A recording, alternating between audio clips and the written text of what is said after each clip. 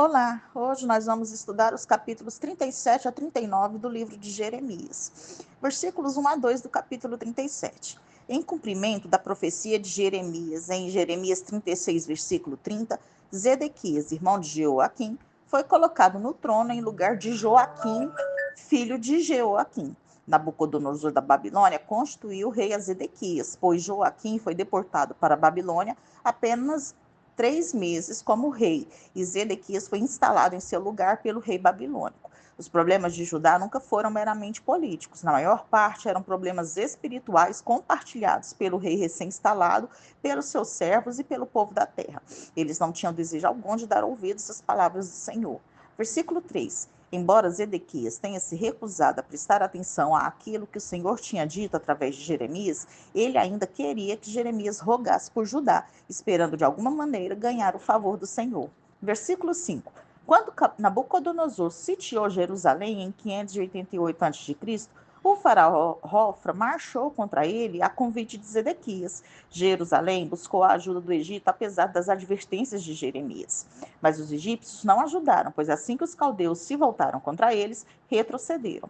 Versículos 6 a 10. A resposta de Jeremias à oração de Zedequias foi que o exército egípcio voltaria para casa no Egito e os babilônios retornariam o cerco e saqueariam Jerusalém. Isso não constituía de modo algum uma injeção de ânimo para Zedequias e o povo de Judá. Versículos 11 a 13. Jeremias foi preso quando saiu da cidade para inspecionar e receber a sua porção de terra em Anatote, sua terra natal. Ele tinha acabado de comprar essa propriedade de seu primo Anani.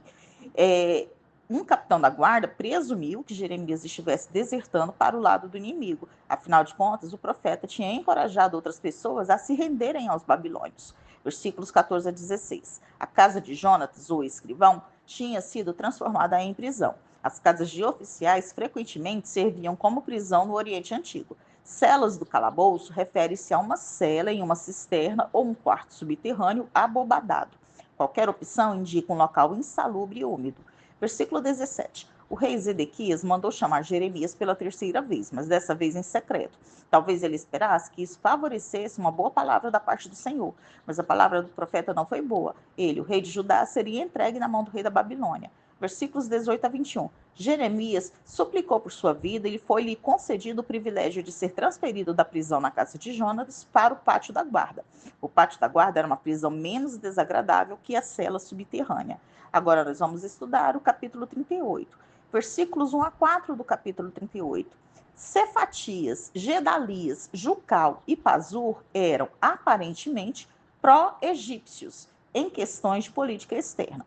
Embora confinado no pátio da guarda, Jeremias tinha permissão para receber visitas e conversar livremente. A mensagem de Jeremias estava desmoralizando os soldados e enfraquecendo a sua vontade de resistir aos babilônios. Por causa disso, os príncipes queriam matá-lo. Versículo 5. Abandonando sua responsabilidade, Zedequias entrega Jeremias para os seus adversários, mas Deus havia prometido proteger sua vida. Versículo 6. Os oficiais colocaram Jeremias em uma cisterna para que morresse. Uma cisterna era um grande buraco no chão, cercado de pedras para coletar a água da chuva. O fundo geralmente era escuro, úmido e, neste caso, cheio de lama. Na cisterna, Jeremias podia afogar-se, morrer pelo abandono ou de fome. Versículos 7 a 9. Ebed-Meleque era um etíope, um gentio e estrangeiro que atuou de modo decisivo para libertar Jeremias do seu próprio povo, que estava procurando matá-lo. Ele era servo do rei e, posteriormente, teve a sua própria vida salva por Deus, bem como foi elogiado por ele pela sua fé. Versículo 10. Ebed-Meleque foi autorizado a levar 30 homens para retirar Jeremias da cisterna. Talvez tenha sido necessário 30 homens para a tarefa completa, uns para proteção e outros para puxar o profeta para fora da cisterna. Versículos 11 a 13. Ebed-Meleque continua a provar ser engenhoso em nome de Jeremias. Usando roupas usadas e trapos para amortecer as cordas, ele e seus ajudantes libertaram Jeremias, mais uma vez cumprindo a promessa da proteção de Deus. Eles puxaram Jeremias para fora da lama. Versículo 14. Quando Jeremias foi resgatado pelo etíope Elimpo, O rei mandou que o trouxessem à terceira entrada da casa do Senhor, provavelmente uma entrada do rei diretamente para o templo. Pediu ao profeta que contasse a ele toda a verdade, o que era exatamente isso que o profeta vinha fazendo o tempo todo. Versículo 15. Jeremias estava familiarizado com o caráter fraco do rei, especialmente ao enfrentar a oposição dos príncipes. Ele suspeita que o rei não escutará, como fez anteriormente, e teme mais punição. Versículo 16. A promessa de Zedequias não teve nenhum peso público por ter sido um encontro secreto, e Zedequias estava bem ciente dos perigos enfrentados por Jeremias. Versículos 17 e 18. Quando Zedequias prometeu poupar a vida do profeta se este lhe contasse a verdade, Jeremias revelou a Zedequias a palavra de Deus e deu a ele o único conselho que teria salvado o rei e muitas pessoas da morte e do sofrimento que teriam de suportar mais tarde por não seguirem as instruções. Versículo 19. Aparentemente, uns poucos cidadãos de Judá já tinham se passado para os babilônios. O rei temia que esses desertores escarnecessem dele se ele caísse nas mãos dos babilônios. Versículo 20. Zedequias acreditava na mensagem de Jeremias, mas o seu medo dos outros, seu caráter fraco e sua falta de fé em Deus impediam-no de obedecer a Deus. Como resultado, Zedequias trouxe a vergonha sobre si mesmo e a ruína sobre a nação. Versículos 21 a 23. As mulheres do harém de um rei conquistado se tornavam propriedade dos conquistadores. As mulheres do palácio, tomadas pelos babilônios, ridicularizariam o rei Ezequias por ter dado ouvidos aos seus amigos, cujos conselhos o levaram à ruína, deixando-o abandonado como alguém que está com os pés atolados na lama. Versículos 24 a 26.